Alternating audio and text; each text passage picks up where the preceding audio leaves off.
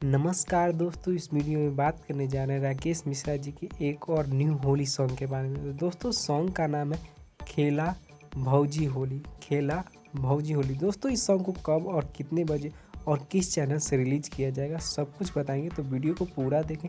पूरा देखने से पहले वीडियो को लाइक कर दें और चैनल को सब्सक्राइब कर दें। दोस्तों राकेश मिश्रा जी का न्यू होली सॉन्ग कल सुबह 6:15 में वेब म्यूजिक यूट्यूब चैनल से रिलीज हो रहा है। कल सुबह 6:15 में वेब म्यूजिक यूट्यूब चैनल से रिलीज हो रहा है। 28 फरवरी सुबह के 6:15 में वीडियो सॉन्ग रिलीज हो रहा है। तो इसे ढेर सारा प्यार दीजिएगा, लाइक और शेयर कमेंट कीजिएगा। दोस्तों भोजपुरी के ऐसे ही खबर जानने के लिए हमारे चैनल को सब्सक्राइब करें।